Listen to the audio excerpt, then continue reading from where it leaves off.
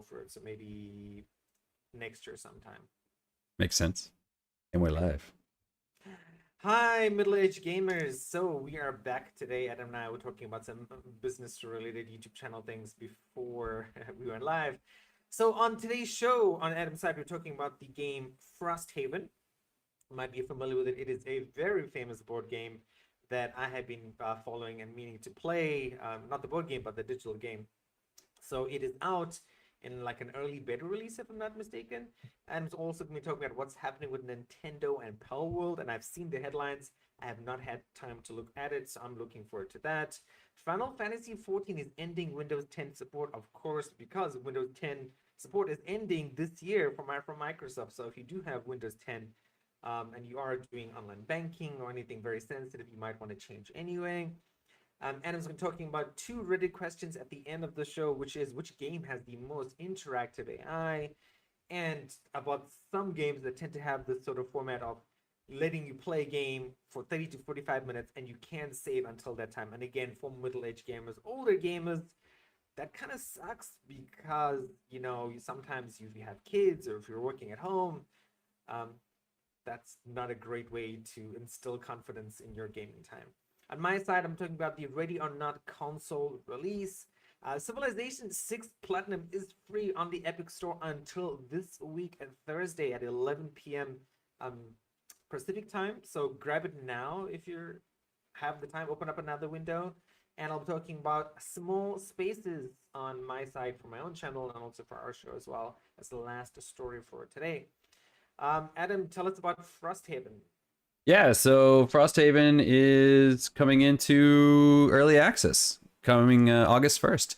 So this is going to be a sequel to Gloomhaven. So if you've played that, then you might have a little bit of an idea of what to do. But this is actually going to be closer to the board game in a lot of ways. This is coming to us from Snapshot Games. The lead designer of which is Julian Gollop, who you might know as he's an XCOM veteran. He's worked on XCOM, and this particular studio also worked on Phoenix Point. So if you've played those games and you enjoyed those games, you might have a little bit of an idea of what to do here, although it is different because, again, it is based on a board game.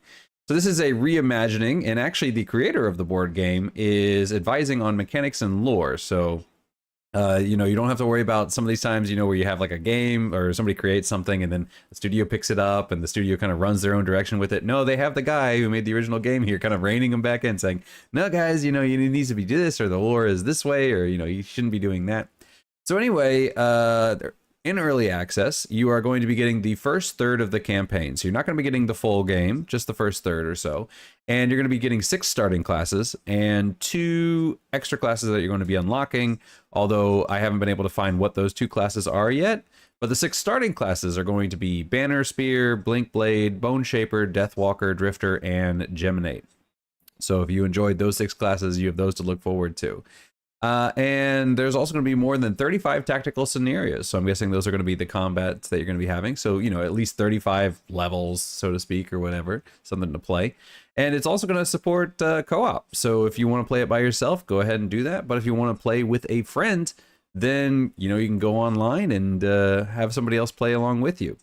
So the way it's going to be working, as I said, basically the gameplay itself is going to be very similar to the board game. You know, you're going to have card-driven combat, and you know, the abilities and stuff like that are going to be very similar. But basically, the turning it into a video game is going to be basically getting rid of kind of the math for you. So in the original game, you know, you might have these really complex cards, and you have to go through the cards and look through, like, okay, what's the situation about line of sight or range, or, you know, if I've got objects in the way, you know, you have to go through all these different situations and calculate all these different things, and then you can finally do your attack. Well, here the computer is just going to tell you, like, oh yeah, you have line of sight, or oh yeah, this guy's in range, or, you know, that sort of thing. So it's basically going to calculate all that, and you can just focus on the cards and the attacks and the abilities and that sort of thing. Also, between combat, you're going to be able to get into settlement building. So, you know, you're going to go through your dungeon, you're going to do whatever you need, get other supplies or, you know, resources, and then you can back out, and you're going to be looking at your settlement. You can put down shops, and you can put down, you know, different kind of supplementary buildings that are for defense or for support or whatever you need. So you're going to have that little bit of a city building element. And then once you've, got all that set up, then you can go back into another dungeon and collect more resources, back out, build up your settlement, that sort of thing. So that's going to be the gameplay loop here. I haven't played the board game, so I'm not quite sure how close that is to the game or not, but it does sound interesting. And it does kind of change it up, that you have these two different gameplay loops and they're kind of going back and forth. So that's pretty interesting. They say that with early access, again, starting on August 1st, there is going to be a content drop every 3 months until the full release. So, you're going to play the game, and in 3 months, they're going to add some more stuff. And in 3 months after that, that's the roadmap, basically. And that's going to continue until the full game releases. So that should give you kind of a nice little, almost like a stairway of progress, where we're seeing like, okay, we can actually see how far we are until the next thing. And we can see how close we're getting to the final thing, which is great because, I've supported other games where it's just kind of like, well, here's our roadmap, and it says, oh, well, it's going to be, one per season or something, one every 3 months, and then later on they change it, and they're like, oh, okay, well, actually, this one's going to be late, so we don't know if this one's coming in 3 months. It might actually come in 4, and then it's like, oh, well, it might actually be 5. So hopefully they do stick with the 3-month intervals. But given that this studio has made other games before, and we are getting some veterans here, then I would say it's probably a fairly safe bet you're probably going to be getting that, probably similar to like a Baldur's Gate kind of situation. Larian had experience with what they were doing, so when you have that experience behind you, a little less worry there. So but if you want to pick it up, it is on Steam. You can wishlist it right now, but on August 1st you're gonna be able to pick it up, $40 US, $39.99. Yeah, so if you're looking forward to the next chapter of the Gloomhaven Frosthaven continuum, then you have that to look forward to. So yeah, keep it on your radar, wishlist it on Steam, and look forward to August 1st. I am surprised you picked up this story because I know you play board games and I played board games, and I think we both love them, but this is quite an in-depth thing, and I can't imagine you playing this unless you played it with your high school friends. I've never played this game. No, I just I have a or something similar to this, I would imagine. I've never really played anything similar to this. It just kind of caught my eye. I remember, what was it? Antoine talked about Gloomhaven, right? If I remember correctly. It might have been Antoine. Oh, I don't remember. Like one of us talked about it. Yeah, it was either Antoine or you. One of you guys talked about Gloomhaven, and then I on my phone, I've been very fortunate in that it's become pretty good at predicting the kind of gaming news. I've been kind of catering my news thing where if I see something, I'm like, this isn't related to games, and I tell it not interested. So it's gotten pretty good at picking out news stories for me.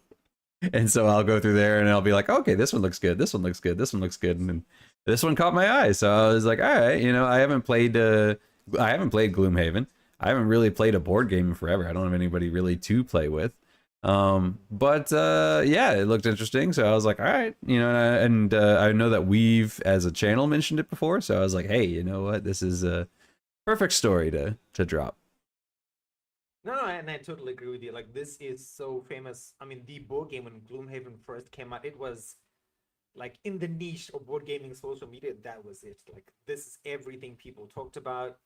I was so tempted to buy it. The unfortunate thing, the actual physical board game of Gloomhaven when it came out was $150 to like $200 but it comes with a lot of stuff. Like, it is something that you need one of those large American dining room tables for.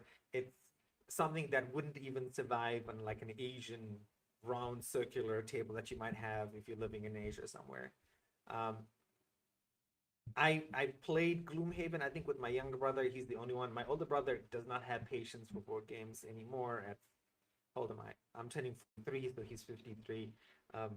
It's just too slow, and it just doesn't make use of his very limited gaming time. I mean, he has even less gaming time than I do. So I played a version which uses the Gloomhaven system, a game, a kind of, this is not a board game. And it's very cool, it's very fun, but it is quite, like, it does require a lot of thinking and understanding because there are a lot of layered systems about attacks and defenses and what does this and procking and effect and that sort of stuff. So I played that game. I forgot. It's like Trials of Fire, which has a very similar system. That's the name of the game. Um, and it was fun and it was really cool, but you need to be in a certain mind for this. And I think Gloomhaven's going to be the same way. But at the same time, like, it's one of those games where instead of doing like a board game arena online, like, you can get a Gloomhaven game going with a bunch of friends, and you can play it. Um, and it's nice and slow. And it's one of those games, like, sometimes when my brothers and I play games, um, it's kind of hard to talk sometimes. Like, we've been playing Dead Island 2, and it's like, yeah, there's zombies everywhere. It's like you can't really talk, but like the cool thing with like a Gloomhaven or a Frosthaven or similar games like that is that there is downtime. There is time where someone's thinking and you can talk to somebody else, and like it's a very cool conversation game. I guess much like real board gaming in person anyway. So um, I'd love to play this, but again, similar to Adam, I yeah, I mean, I'd have to have time for this, and Adam has a bunch of stuff he'd rather play, and I have a bunch of stuff I'd rather play. So this is probably not going to get played by me anyway. Yeah, I wouldn't want to play it by myself, but this would be a great like game night thing to do with some friends, I think. I've Yeah, but I mean, always, like, yeah. how much time do you have to play with friends these days? Like, I play with my brothers, I play with Hans, and the next person I'd want to play with is play with you, but I don't have time for that. Yeah, we have a weekly game night that we do. Yeah, exactly. So you do your weekly game, right? Anyone else you play with multiplayer, or just the one? Just the one. Yeah, just one, exactly. And Just then the you've one got night. all your streaming stuff and your single player stuff to do, right? Yeah. Yeah. Well, I So mean, how? we probably would do more, but you know, they're both dads and they're both busy, and you know, Yeah, exactly. it's easier for me than it is for them. Totally, totally.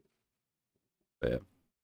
But yeah, I always Um, thought I always wanted to see more kind of tabletop games kind of get the video game treatment because they always, whenever I don't know when a lot of times when you get like a tabletop game like Warhammer or something like that, and then they're like, okay, we're gonna make it into a video game. They always make it in like an RTS or a or an action adventure game, you know. And I'm like, what? You know, why don't you just make it the tabletop game and then just do it on the computer and then save? You know, like the computer can do all the math, it can do all the measuring for you. It can, you know, you don't. So you know, you can just focus on the the less mathematic stuff. I would say the fun stuff, but you know, for some people, math is fun. You know, I enjoy math and that sort of thing.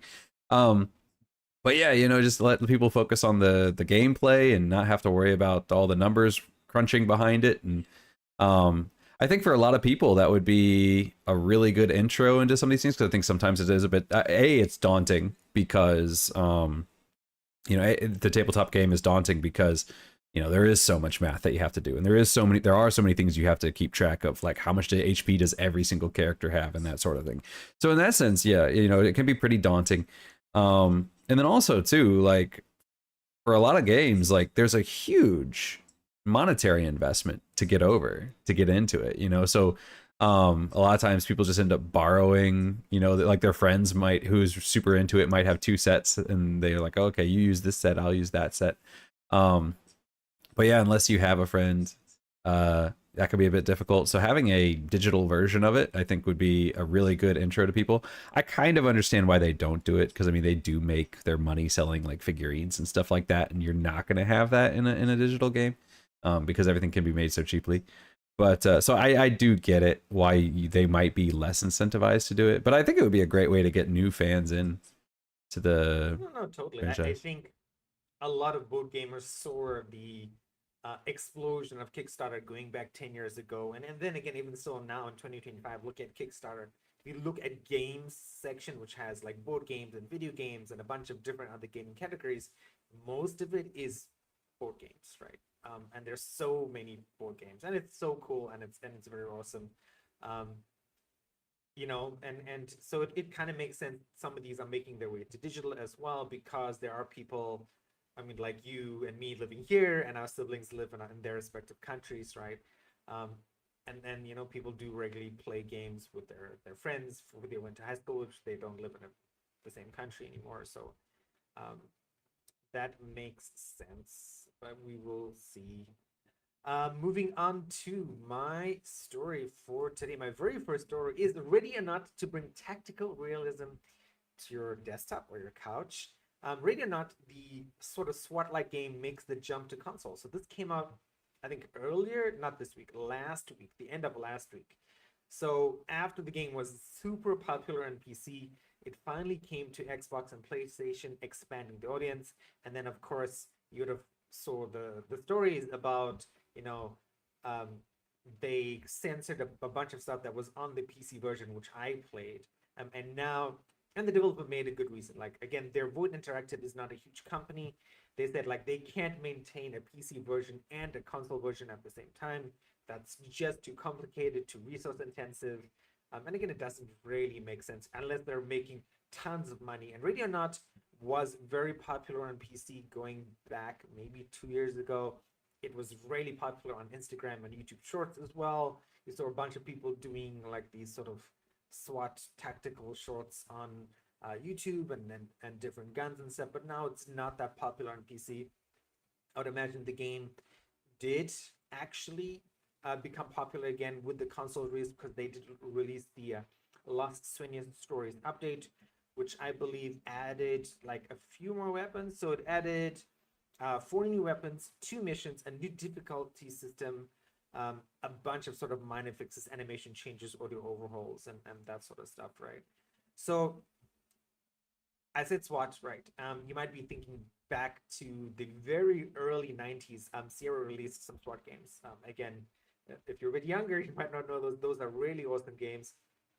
People always wanting a SWAT 4.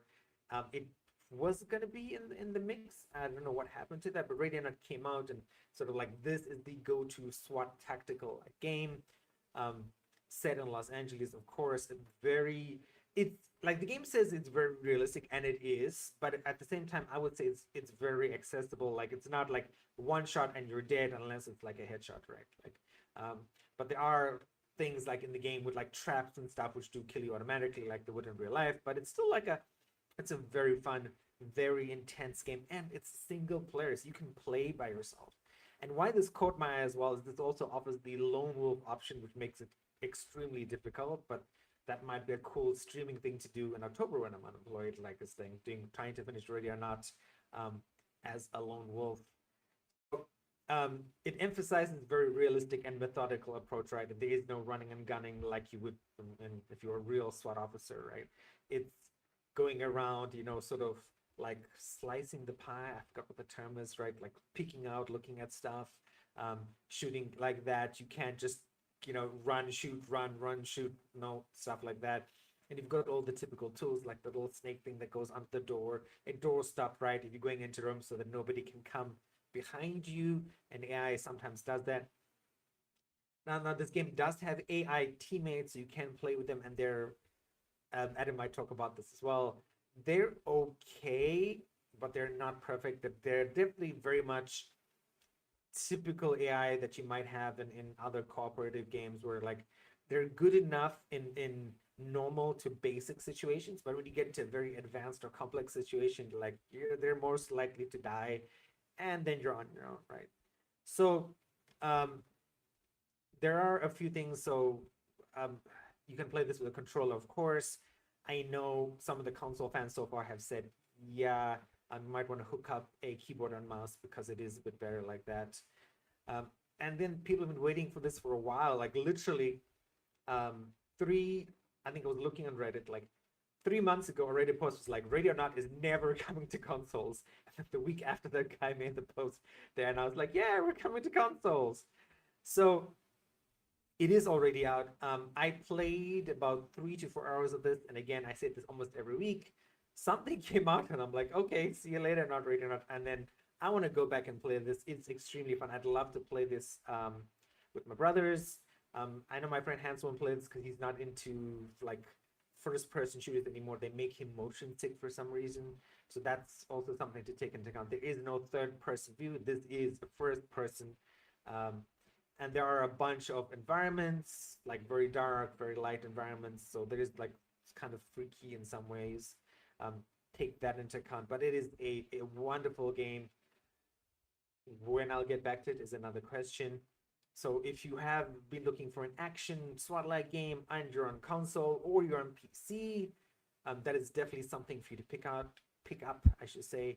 And let me know down in the comments if you played it. Did you finish it? Are you going to go back now that we have a slight update on the PC side? I'd love to know. Yeah, I didn't hear about this one being coming out the console. I haven't played a SWAT type game since I think one of the original Rainbow Sixes on the original PlayStation. So it's been a long time. What was the original PlayStation? Was the 2000s or the 90s? 90s. Okay, so then you're right. So like you would have played Rainbow Six 1 in the 90s because that was the first Rainbow Six game I played that I loved a lot. But I remember the final mission, I completed it, but all my agents died. Out of 16 team members, only had one person left, and I finished it. I'm like, okay, screw you, game, bye bye.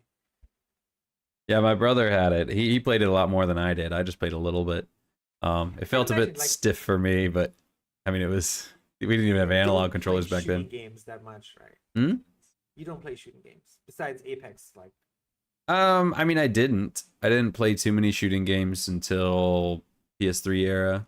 I mean, I would play Halo if we went if I was at a friend's house, but we didn't have an Xbox. So yeah, the first shooting game that I think I really, really got into was Killzone 3.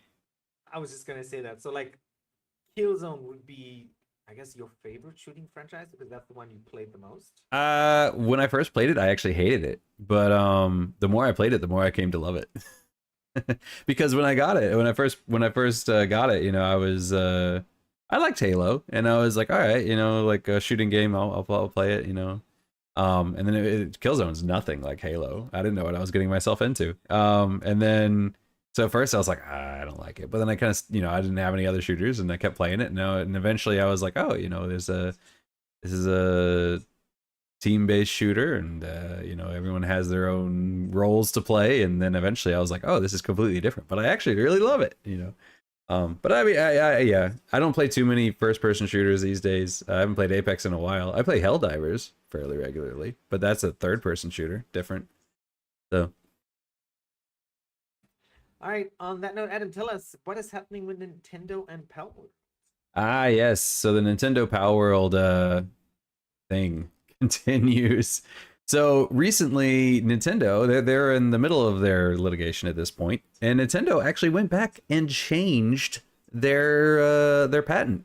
So they changed some of the wording on it, which is suspect to do that in the middle of a legal dispute. But yeah, so it has a lot of people talking because some of the wording that Nintendo used is really odd. It almost apparently it almost never shows up in a patent.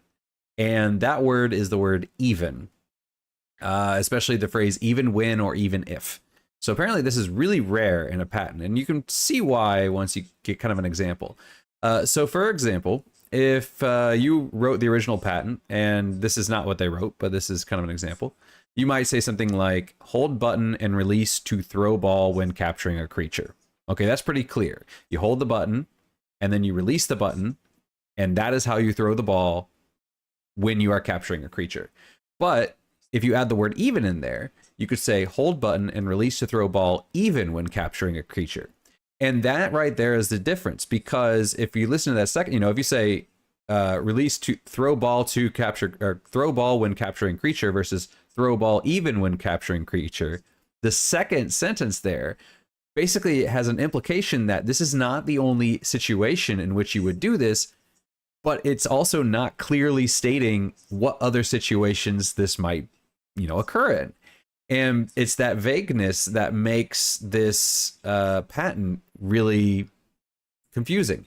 And that seems to be a tactic that Nintendo is trying to do. They're trying to purposefully make the patent confusing and vague and unclear. And by doing this, it can make it really, really hard for a judge to say, oh yeah, no, this does not infringe on your patent. Because if I say, for example, you know, throw ball when capturing creature, and they're like, well, I throw a ball to, you know, when I'm trying to release it, or, you know, I'm throwing a ball and it's acting like a grenade, and the grenade lands on the ground and the creature pops out, you know, so I can direct it to where I want it to be when I throw it. You know, this is totally different. You know, the judge can say, yeah, you know, yours clearly says this is how you capture it, whereas they're using it to release it into the wild, or they're using it to deploy. You know, they're using it for deployment, you're using it for capture. This is very different. But when you say, you know, throw ball even when capturing a creature, then they could say, well, you know, the specific reference you're making is when you're capturing, but it does imply that there would be other use cases such as deployment. So because of this, it's basically Nintendo making a really, really vague patent that the judge can't just outright say, no, this is not covered in your patent. It means that they kind of have to say like, well, I mean, it could be, but yeah. So yeah, it seems really sketchy. And on a personal level, I think that this is really seedy. I'm not a lawyer. I don't know what the legality is of changing a patent in the middle of a legal proceeding is. But to me, it feels like changing a contract after somebody's signed it. You know, like you know, in my mind, you know, you're submitting the documentation. You're like, okay, this is the dispute. The dispute is on this patent. This is what the person is, this is the infringement that they've made.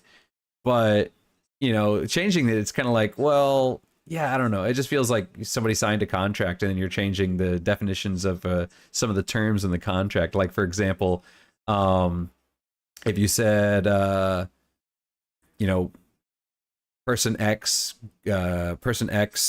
agrees to work 40 hours a week, and then, you know, they change it to person X agrees to work at least 40 hours a week, you know, and it's like, well, you know, so, you know, it says you agree at least, it means you could actually have agreed to more, you know, and then, yeah, to me, that just seems really, really sketch. But A, I'm not a lawyer, as I said, and B, I'm not a Japanese lawyer. So laws in different countries are going to be different. So maybe in Japan, this is slightly more common, or maybe it's less frowned upon.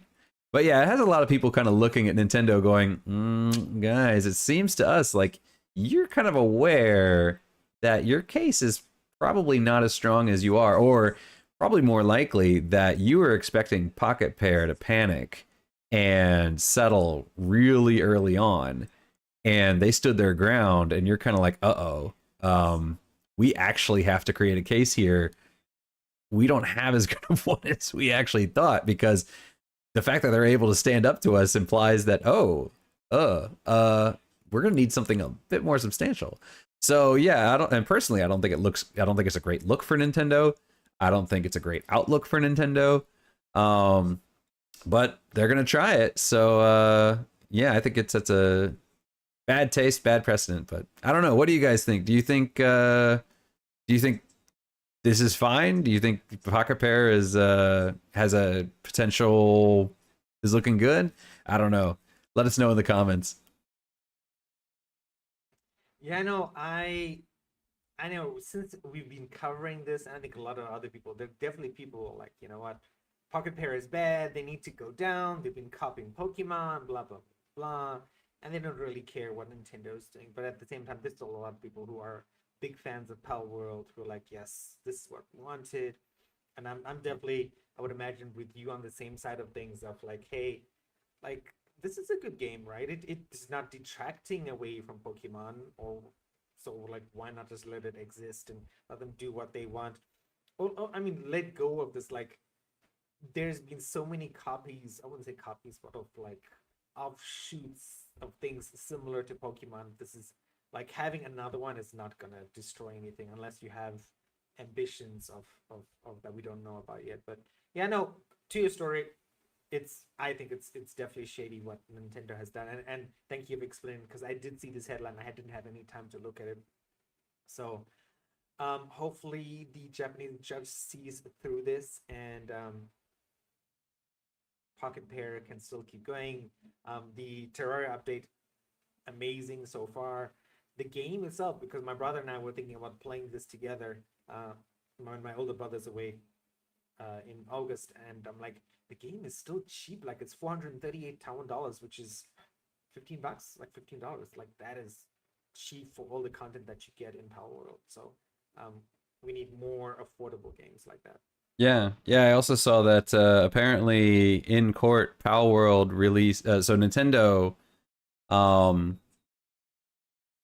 filed the patent for the gliding mechanic, and they did it before the release of Pal World. But then Pocket Pair actually produced early builds that predated the Nintendo filing of the patent, and they had gliding in it. So, and then they also provided evidence from other games that have gliding mechanics, and they're like, yeah, see, people were doing this before this patent existed. So, and then Nintendo apparently was not too happy about that either. But yeah, so they actually proved like, no, we were doing this before this patent even existed. So, yeah. Oh, Nintendo. All right. So, this is something I can rely on Adam on because I believe he's played this. Civilization 6. Adam, you have played this a fair bit? Yes, he has. So, everyone, as I said at the beginning of the show, and I'll say it again, get Civilization 6 Platinum for free on the Epic Games Store. Build your empire without spending a dime. Now, I do own the original game. I think I owned it twice because I bought it on my iPad and I bought it on my computer as well. And this is a game I still want to finish because I finished every Civilization game as much as you can finish a Civilization game. So, as I said, it does end on Thursday. The Platinum Edition, includes the 4 Civ packs and 2 DLCs. I never played the DLCs. This would be something I'd love to get into. I actually wish I could play Civilization on my phone, but that would be kind of terrible. So, what is the Civilization game? So, a Civilization game is, the very first Civ I played in the 90s, the early 90s. It was the game that got me into gaming before Command and Conquer in 1994. And I've said this on the show before, but it was a game where I don't remember what civilization was playing, and I remember winning the game because I just nuked everybody. And I let the world be a nuclear wasteland, a post-apocalyptic wasteland. It was fun. Like, my megalomania as like a 10-year-old was just out of bounds. But basically, you choose the civilization, you take them through the ages. Think of it like Age of Empires, but much longer. You can play with people. I don't know if the last civilization had this, but you could do PBEM, which is play by email as well, which is like these really months-long civilization game where I play a turn, the game sends an email to Adam. Adam was like, okay, my turn. And then, which it is super slow, but it is kind of a nice way to sort of engage with friends who are super busy. You might not have time to talk, or the thing that you might like would be gaming, and play by email was wonderful.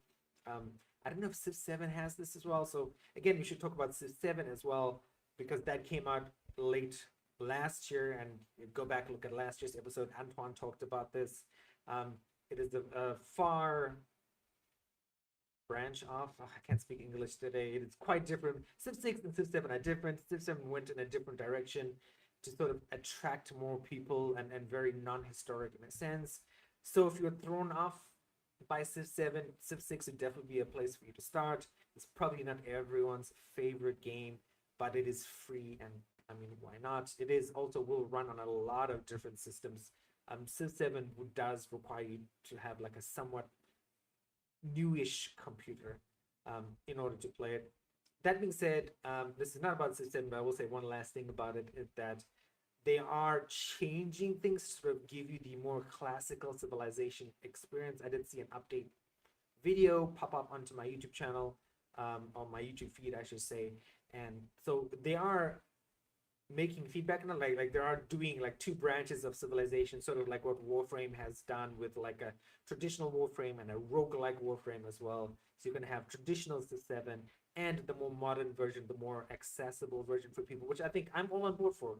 Like, I think civilization is kind of difficult in a sense with the historical sense, and that can kind of throw some people off because there's a lot of information, and the average person, especially in 2025 with TikTok attention spans, etc., would probably not like the classical version, and maybe the new version is better. But going back onto Civ 6, so again, there are a bunch of ways to win in a civilization game. I never finished 6. I don't remember why. I remember I think the second or third time I tried Civ 6, I was destroyed by the Chinese, which is very bad luck. So I stopped playing after that.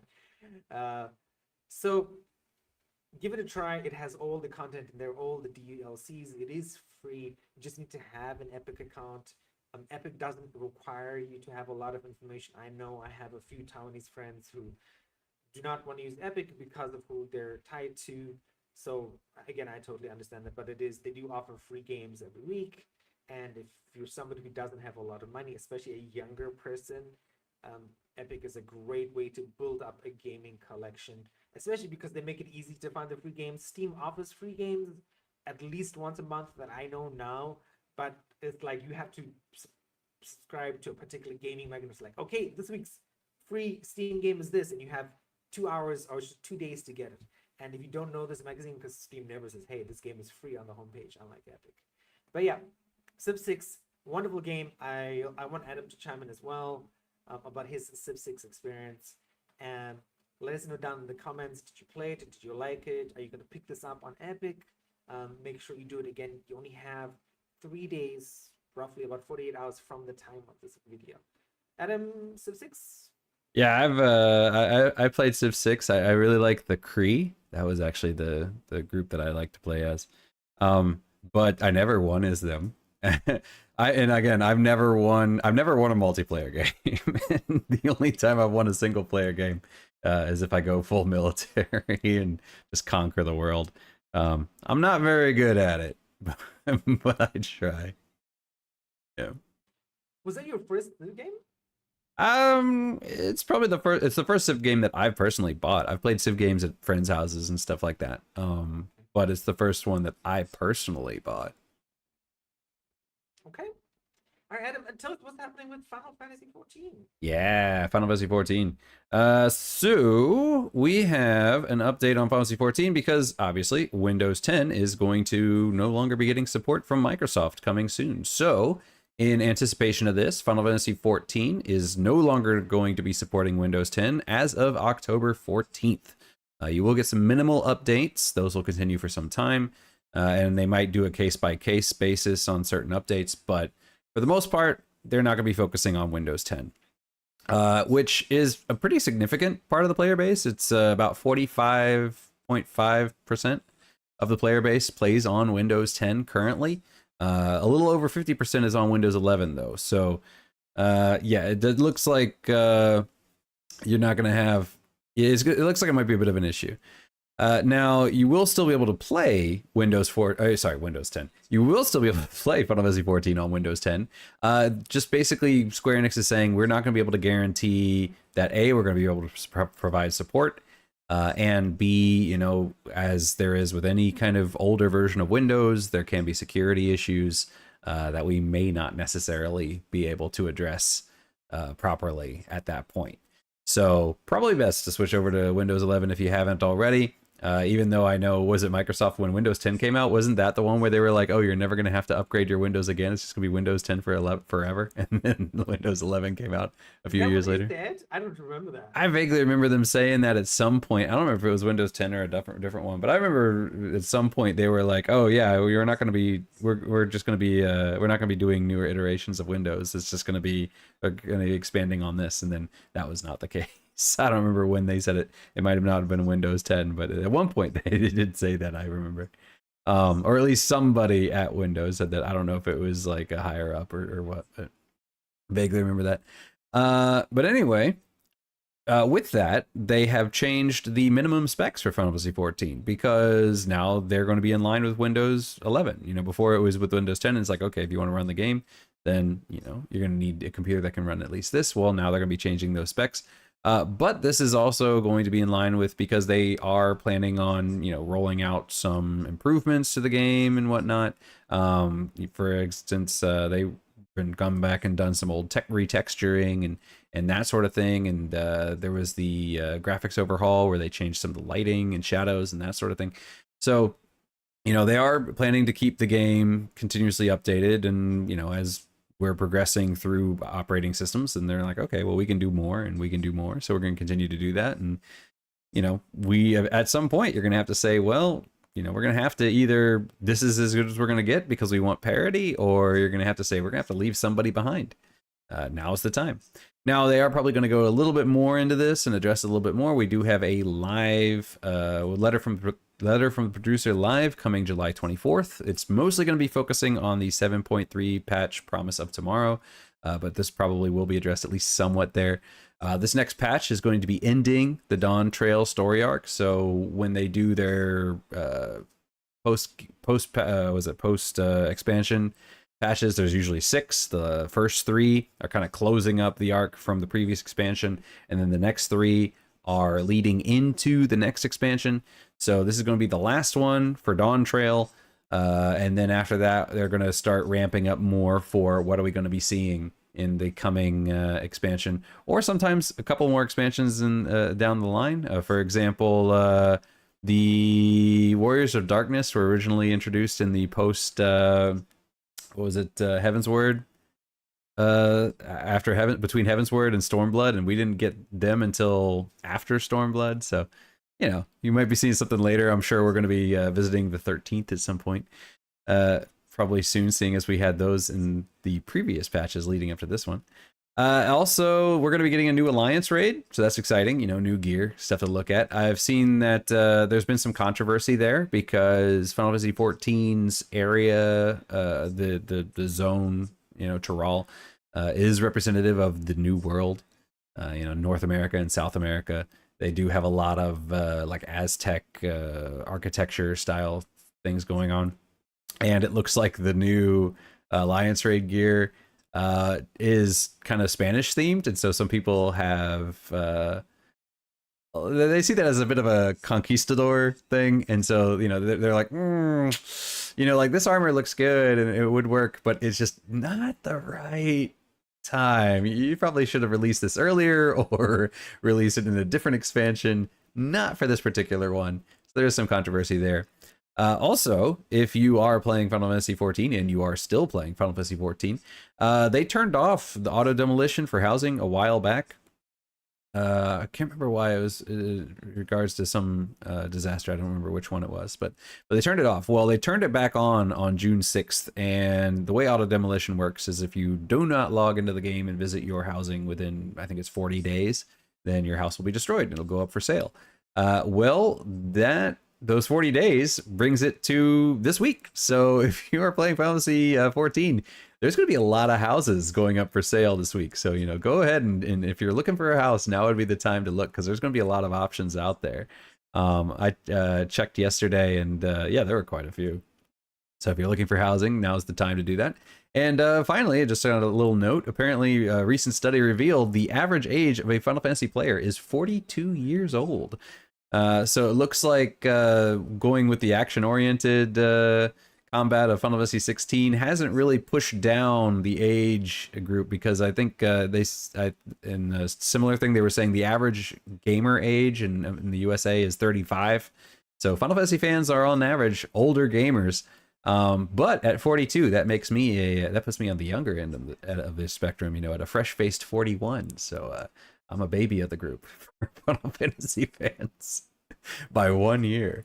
So yeah, I just thought that was interesting, so I'd include that at the end here. But yeah, so nice.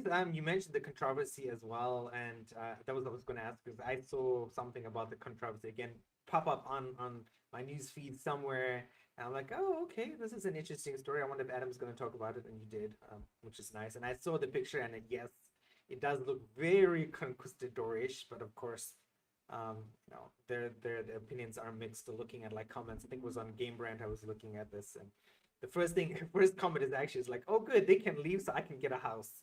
Was the very first comment. I'm like, oh, that sounds just like an MMO person to comment about that. I remember the one and only MMO I played for a long time, Arcade, housing was always a problem.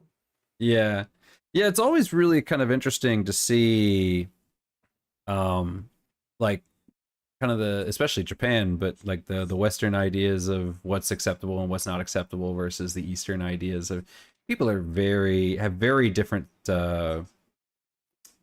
I wouldn't say views, but sensitivities. Things that are very sensitive in the West are not sensitive here. and things that people don't care about in the West can be very sensitive here.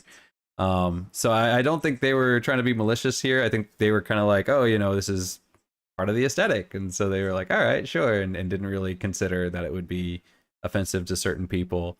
And like I said, from what a lot of people have said, they're like, there's nothing wrong with the way it looks. It looks they look actually pretty good. If you had released these with the previous expansion, or if this was added in a later expansion, in a different world, probably nobody would have said anything. It's just that you had to put the conquistador looking armor in the expansion where you go to South America. Like that, it's just the timing of it. If you had saved it for later, nobody probably would have noticed. Totally. Yeah, they would have just said, oh, it's medieval armor, or it's Victorian era armor, whatever. All right, rounding up today, I believe rounding up today, right? Yes, Mhm. this is my last story. So today I'm going to talk about a game called Small Spaces. Have you ever dreamed of designing the perfect tiny apartment? Small Spaces is the cozy design sim that turns interior decorating into a meditative escape. So this sort of follows a game similar to unpacking. And again, I've come to appreciate architecture and interior design, especially working where I used to work, working where Adam also kind of worked part-time for a little bit as well. Um, so in unpacking, right, think about this game. Again, it's pretty famous. You would have come across this, where you're in an apartment and you need to unpack stuff for a level. So it's a puzzle game, very easy. There is no losing condition. It's sort of like unpack stuff until everything is unpacked, and certain things go in certain places. And this is the same thing. Like, okay, you're probably wondering, and this is the first thing when I was looking at this game, was like, how do you actually win? So the way you win it, right, is you have conditions for a certain space. Like, hey, this person is a student. Okay, he needs a student apartment. He's studying. So again, very similar to the unpacking way of things. Like, certain things need to go in certain places, right?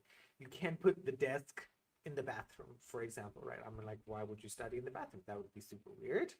So Small Spaces lets you furnish and decorate beautiful, compact apartments around the world, perfect for fans of creative, low-pressure games. So I think this also might be perfect if you live in sort of like an Asian household, right, where space is a premium. I mean, even I've talked about Adam's house before. Like, Adam has this pretty big house for, I think, two people who live there, and three cats, four cats, three Or cats, cats. four cats, right? But even still, like the room he's in, right? Like, it looks like it's this massive room, but it's not, if I It's remember tiny. correctly. Yeah, it's tiny, I exactly. can almost touch wall to wall. There you go. And I mean, even this room I'm in, it is filled with shelves and things that I have stuff on. And again, so space saving apartments are very much a thing here in Asia. So this game is in early access at the moment. You just have New York, Berlin, and Tokyo, each with, again, with its own architectural style and vibe, and sort of accessories you might find in a German apartment or a Japanese apartment as well. At the moment, there are over 500 high quality assets. So it is a very good looking game, a very beautiful game. Um, Different furniture styles, Scandinavian, Japanese, European, stuff that you might see from very famous furniture brands if you're into that sort of stuff. Um, each space, right, again, as I mentioned before, includes a story and objective, right? So I mentioned a student, there's also a young couple or a solo artist. Make each project feel personal and purposeful. So once you finish decorating, you can step into your creation in the first person mode and experience your work from dawn to dusk with different sort of lighting as well. So it is another cool game, and I love the idea of this. Again, I talked about a Japanese game which is doing something simple. It's very similar. I can't recall the name off the top of my head, but that game is very much focused on Japanese architecture and Japanese interior design style. This, at the moment, is going very broad, but I can see the guy who's doing this. I think it is just a single person who wants to do not just, European, Japanese, and American design. It's gonna be South American. It's gonna be African. It's gonna be Australian, and there are very similar design styles in these individual places, but there are major differences in the way you live and the way you put things in your house and what goes in there and what shouldn't go in there. So if you're looking for kind of a cozy game, kind of an interior design game that's a mix of everything in between, this is definitely something to check out. Again, it's very affordable. I think $10 at the moment in early access. Check out what the equivalent price is in your local Steam store. Comment down below if you played something similar. Let us know. Comment down below if you're actually going to get this. I'd love to know what you think. This is something I'm planning to get. It is on my wish list. But yep, that is it. Yeah, I was just I coincidentally had a tape measure next to me, so I decided, you know what, I'm just gonna do a quick estimate on the room. Slightly bigger than a prison cell. Prison cell is 8x6. I'm about 9x9, so you know I'm doing okay for myself. 9 by 9 feet, right? 9x9 feet, yeah. Okay. So, you know, a little bit bigger than a prison cell. I get an extra foot in one direction and an extra 3 feet in the other. So. But I mean, like, you've lived in Taiwan so long, I'm pretty sure you'd be using metric by now. Oh yeah, but I mean, people watching this probably in the States. Our audience is still majority American the last time. Yeah, so, you know, I'm doing it for them. But yeah. But do you still remember feet and inches and all that sort of stuff? Yeah, a foot's about this long. That's good. I mean, like... yeah, it's probably by 3 meters by 3 meters. Or, like no, wait, no, right not even 3 meters by 3 meters.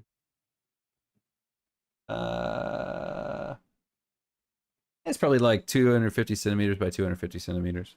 Okay, 2.5 meters by 2.5. Give or take. That's an estimate. I don't know. It's not huge, but it's not like tiny. Yeah, no, I haven't seen a really big space with the exception of Ken's house, which is, of course, top tier 1% of Taiwan people have that. Yeah, I mean, our living room's a fair size, but it's super narrow. The length is fine, but it's super narrow. It's literally the width of a sofa. Right. Your house is very standard of how many people have I been to actually have a house in Taiwan? Not that many. No, I can't even think. You know? Yep. One other person. Yeah.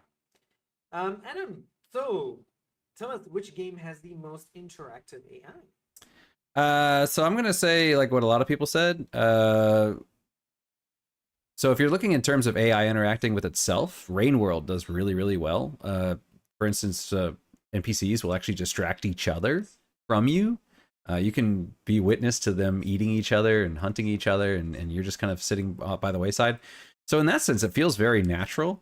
But I'd just like to draw attention to a really old game. The original Perfect Dark on Nintendo 64 always felt like it had really good AI, simply because if you can have the different levels of sims, but there's one kind of sim that you could play against, and they're called peace sims. And the peace sims cannot kill you. That's the rule. But there is a weapon in the game called the RCP-120, and its secondary function is it burns ammunition and makes you go invisible. They will use that weapon to make themselves invisible, pop out, slap you, and then go invisible again. And that, just the fact that they could do that was incredible. So yeah, those two games for me are the two that immediately stand out. That sounds awesome. Last question for today. It's very irritating that there are some games that make you go 30 to 45 minutes without saving, and especially as a middle-aged gamer, that bothers me and the person who wrote the comments.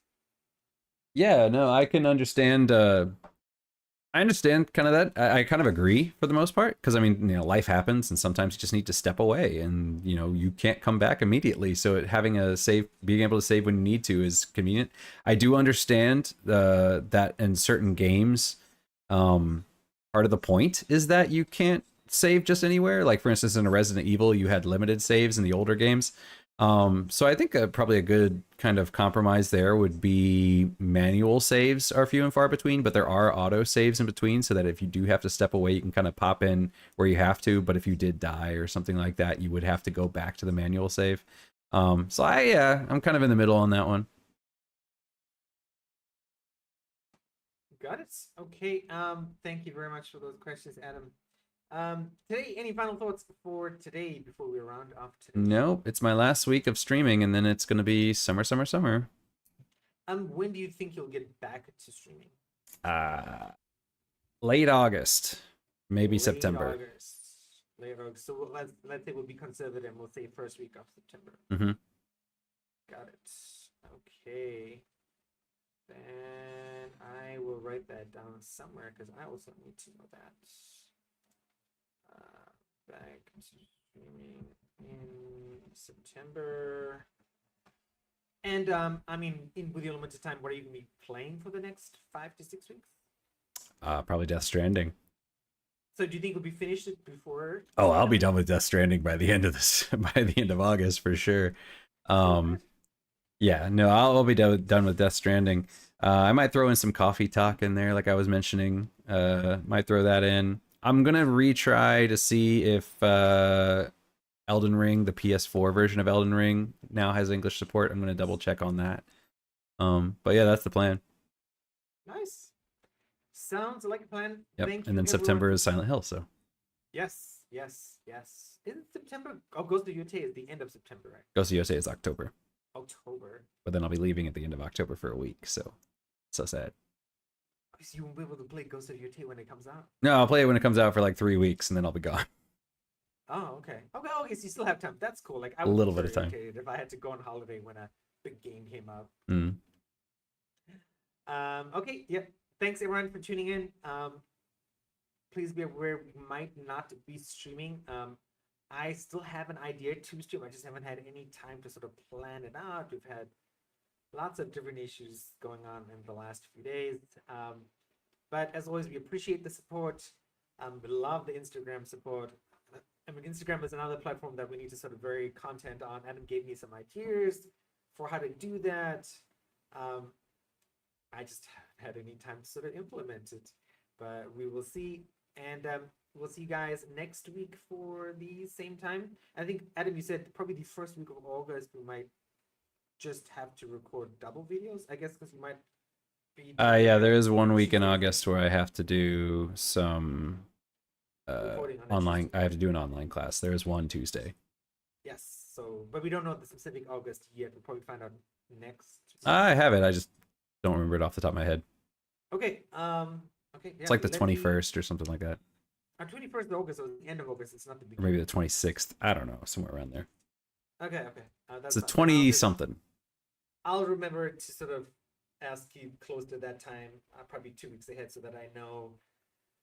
We might actually go for like the super long live stream of an hour and a half, 2 hours to grab enough videos. Then we do 6. Oh my god, there'll be 6 videos a piece. Should be fun. All right, take care, everyone. Catch you later.